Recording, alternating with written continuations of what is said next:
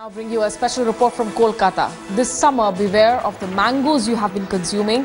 Your favorite summer fruit could be storing harmful chemicals in them.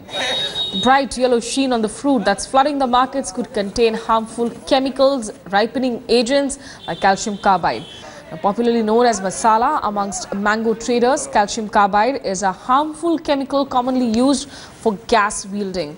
But mango producers across the country are using this chemical as an artificial ripening agent as it is cheap and easily available. Now, red carcinogenic use of calcium carbide has been banned by the Food Safety and Standards Authority or FSSAI regulations.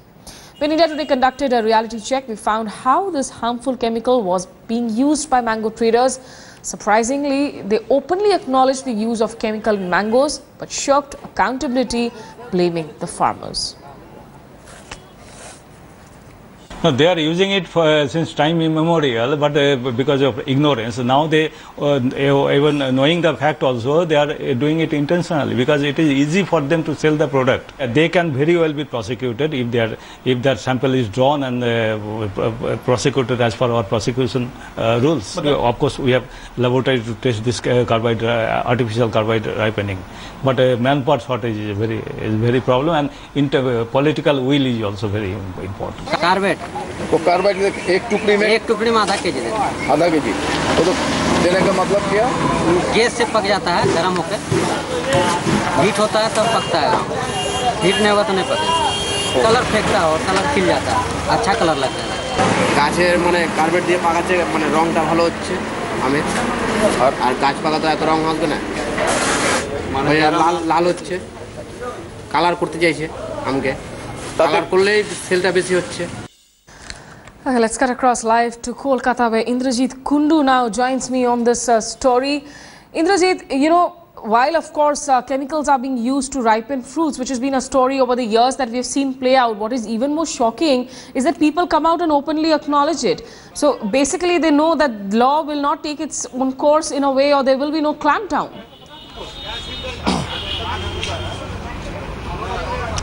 Well, that's right. There is no fear of the law as far as, using of artificial and quite harmful chemicals for ripening of fruits are concerned. It's not just mangoes, even papayas, banana, everything that is available in the market. What we have learned is that most of these fruit traders, they use artificial ripening agents to ripe their fruit. It has several advantages, they say. One is that the look of the fruit is very good. It's appealing to the customers. Secondly, it is under their control. Whenever there is extra demand for supply, they can, ripen the fruits according to their own will. If it has to ripe on the trees, then there will be a lot of weather conditions that is necessary, which might not be favorable for their business. So that's right. The argument that is given. Calcium carbide is something which is easily available. It is cheap, and that's the reason why, in spite of legal provisions of persecution of traders who use it, nothing seems to have changed on the ground, specifically because the FSSAI does not have the manpower or the wherewithal to carry on a surveillance system in the markets. Okay, Indrajit, stay with us. Remember, we are talking about the ticking food bomb in India, which is the India Today cover story as well this week, where we are questioning with impure ingredients, foul products and shoddy testing. Are the meals that we intake much toxic now? We have asked for viewers to call us in. Vivek joins us from Mumbai. Vivek, go ahead and tell us, you think there's much more panic now in terms of what you eat, and you perhaps think that there is no short-term solution really? Well, first what I would like to know is that whether you have a complete list of 500 products which have been banned and what specifically is the problem with them. Because I think that the government or the food authorities should first inform the consumers, and the consumers need not rely only on television for this purpose. Because then we can make a choice whether we want to consume the food or we don't want to consume the food. Okay. Otherwise, when half information is given, there is unnecessary panic that may set in. Okay, pertinent point being raised there. Thank you, Mr. Vivek, for joining us from Mumbai. Let's cut across live to Kolkata, where Mr. Amit now joins us. Amit, we just heard that viewer perhaps from Mumbai who says that the information flow that comes in, it needs to be much more fuller so that people can make informed choices. When you hear about mangoes being ripened with calcium carbide, does it perhaps put a sense of fear in you that you should not be having those mangoes? Madam, the chronic thing is that, the ironical thing is that what should we eat actually? We have got nothing to eat at the present moment. If you call it scientifically, if you call it anyway, there is nothing to eat except water. Water is also polluted. So what to eat on this earth? I could not understand. We are at a fix. You call it political, you call it anything, but the thing is that over the years we are seeing that there is a total environmental rot. Completely. It's a very worrisome picture, sir. Thank you for, of course, putting forward your concerns. Maybe we can take your question to Shikha Sharma, very well-known nutritionist, and we'll also take in a caller reaction, Dr. Deepak Sen. Ms. Shikha Sharma, stay with us. Let's just first listen into what Dr. Deepak Sen from Chennai has to say. Yes, Dr. Sen, please go ahead. Yeah, I want to say that the whole system is rotten. You know, it starts from the farmers, goes to the traders, and the politicians. Everybody is involved in this. See, the farmers, they put too much of pesticides. We can't eat any food. All the foods are full of pesticides. They are not for human consumption, not even for animal consumption. The traders use all sorts of chemicals, and you see the pani puri available on the footpath. You know, they use dirty water to make this pani puri, and people go out and eat this. And I have been treating patients with jaundice and so many other diarrheal diseases. Nobody cares. Government doesn't take any notice of this. So clearly, Dr. Sen, you know, this is a very disappointing picture and a dismal picture that you're painting. You're a doctor yourself. Shikha Sharma, let me get you in here first before I go over to my next caller from Ambala. You know, over the years, we have repeatedly, in fact, at least across TV stations, come out with these reports of how fruits, mangoes are being ripened with chemicals and injections. The fact is, people can't give up eating them. So what is the best way forward when you have to eat them? Is there maybe some solution like keeping them soaked in water for a long time or something? What can the common man do? See, a couple of things which are very important.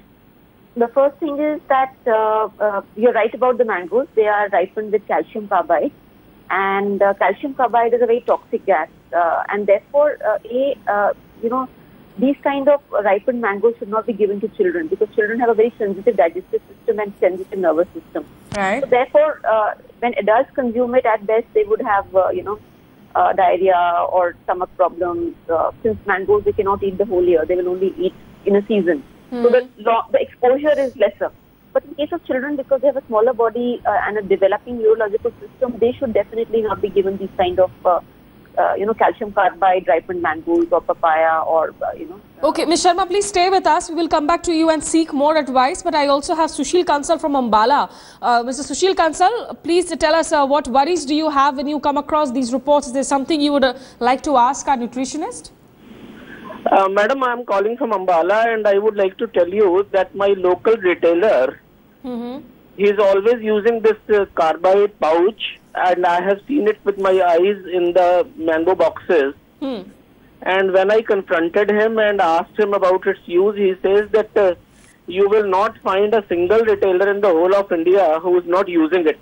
And have you ever tried maybe speaking to the police or the local administration? No. Actually, you see, when I asked him, he said, sir, the gas coming out of this carbide is used to, you know, heat up the mangoes, and it is not ingested into the mangoes. Okay, thank you so much. You're obviously letting us know of something that has been happening now across the country. Prakash from Ambala will take a quick reaction before I go back to Shikha Sharma. Prakash, how do you look at this entire episode? In fact, Prakash is calling us from Bangalore. Yeah, it's even a bigger issue in Bangalore. If you look at anywhere in Bangalore, you'll find carbide-filled mangoes only. But I think we can change. In Bangalore, Big Basket, you know, it offers us organic mangoes, and also many companies are working towards offering organic mangoes. As consumers, we have to take into stock before we buy it. If you look at Bangalore's, you know, Lal Bagh also gives us organic mangoes. I think we have to Okay, so, before buying it. You know, that's an interesting point raised there. Ms. Shikha Sharma, if you can hear our viewers, do you think increasingly now consumers perhaps who can afford it, because a lot of these organic food products are much more expensive, for consumers who can make that choice, is that how you should be, in fact, moving forward? Yeah, we have to, because if you look at buying products at low cost, I'm asking this question to Ms. Shikha Sharma. Thank you so much for having joined us, Prakash. So I think organic is actually the way to go.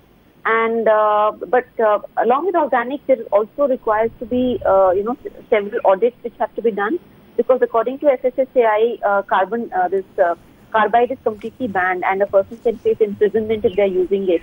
So I think people are not even aware that this is something completely banned. But at a home front, quickly I'll also tell you, it's better to wash the mangoes very nicely. Keep it in water for a while. Okay. Then also it's nice to peel it and not use the peel. Especially in mangoes, it's easy. And apples also, it should be the same way, that it should be peeled. A little thicker peel perhaps to be taken out, so that any chemical which would have gone a little bit into deeper can also be taken off. But overall, I think more awareness is required that these things. But ma'am, when you talk of fruits like apples, for the longest time we were told that try and have unpeeled fruits because they add to that fiber content that is needed. Yes. So what happens between the health experts who want to tell you that peels are good, which is actually good, but we have to be practical in a country like India, where there's so much of pesticides. We just cannot have that with the peel. Okay, ma'am, please stay with us. We have another caller calling in from Bengaluru, Prajwal. Prajwal, as a consumer yourself, as somebody who perhaps watches a lot of news, do you in any way sort of get scared, or you think that, Indians by nature are just so resilient that it doesn't matter? We will go out there, eat it and live, of course, through the day. Yes, certainly, because Indians, I think we have been taken for granted by all these multinational companies, even the seeds which are given as organic. I don't know, like even the rivers, everything is contaminated here in India. I don't know where it will start. But is it really about MNCs, Prajwal? Because, even the small farmers are using all this calcium and gas for ripening their fruits and vegetables. Oh yes, the MNCs, they pollute the water what my farmer is using. So ultimately we are at the MNCs.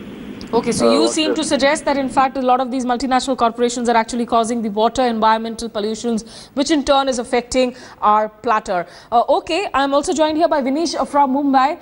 Vinish, Mumbai is one city where everything is fast about that city, and people also take to a lot of the fast food, the vada paos on the streets. Does it bother you really when you go out there on the street and eat as to what are you really eating today? Yes, definitely. I think the authority which government has installed, the food FDA, it is a redundant authority. It should be scrapped actually. They are in cooperation with these multinationals and all. They are fully corrupt. No checking is done on anything. Okay, so there is no checking done. But Ms. Shikha Sharma, how does one really sort of identify as to which fruits or vegetables have perhaps been ripened? Is it sensible to actually paint everything with the same brush, that any fruit that comes across is too yellow is perhaps ripened with gases? Yes, see, fruits which are ripened with gases, typically they are ripe on the outside, but near the seed, they are unripe. They are still raw. So that is the first sign that they have been ripened very rapidly, because normally a fully ripened fruit would be uniformly ripe, inside also, outside also. Second thing is that an artificially ripened fruit actually is blemishless. I mean, it hardly has any blemish on the skin. Whereas a fruit which is ripened, it is an organic fruit and it's a natural ripening process, would have blemishes. It will not be very attractive to look, the skin will not be very attractive. It will have some blotches here and there. Okay, so it's good to have at least some blemishes on the fruits and vegetables that you eat. Just taking from that advertisement tagline that maybe kuch daag achhe hain. But we also have Dr. Gurumurthy from Coimbatore joining us. Dr. Gurumurthy, what really needs to be done to ensure that the food that you're eating at least caters to some standards of health safety? There has to be a standard from the point of view of national and state level, and it should have some kind of a synchrony. Another thing is the media should create awareness on what type of fruits should be eaten and what is the artificially ripened fruits are and how they should look like, and the naturally ripened fruits, how they should look like, all these things. But in any case, it is impossible unless the state government and the central government bring very strict laws on this issue. Otherwise, this country is going to have a very serious problem in the coming years. Absolutely. And remember, of course, while medically we seem to suggest that people are now living much longer, but what you eat also affects that. We'll take in our last caller before I take a final word from Shikha Sharma. Anil calls in from Hyderabad. Mr. Anil, please go ahead. What do you have to say on this issue? I'm calling from Hyderabad, madam. Yes. I'm a mango grower in Hyderabad. There is when we bring the fruits to the market, madam. Yes, I can hear you, sir. Go ahead. When we bring the fruit to the market, this government marketing committee people look it very well. They'll take commissions. Everything is going in the market. The government is involved in it.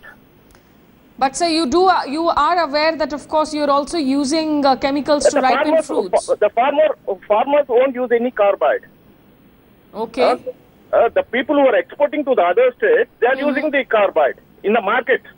Okay, interesting perspective there, sir. A voice of a mango grower also on the show who says that, well, it's not the farmer really who's the villain here, but it's the people in between, the mediators who try and sell those products. Ms. Shikha Sharma, one final word of advice from you. So what do people do to ensure that they can sort of mitigate the effects of these harmful chemicals that goes in with their food plates? I think one is, of course, important that while making the choice, one sees that it is, like I said, when you cut the fruit, at that time only you can make out if it is little raw inside and very firm, because ripened mango will not be very, very firm. Second is, of course, wash it well and make sure that you peel it also, and don't give it to children. But besides that, I think it's also important because many times, even in the market, you see that when they're putting it in the carton, in the gatta wala carton, they put this what they call masala. If you see it in front of you, just say that I will not buy it if this kind of masala is there. So somewhere I think the public pressure and the public opinion can really change the market a lot. Okay, thank you so much, well-known nutritionist Ms. Shikha Sharma, for joining us with those words of advice. So somewhere people of India also need to put their foot down and say, this chalta hai attitude, ab nahi chalta hai.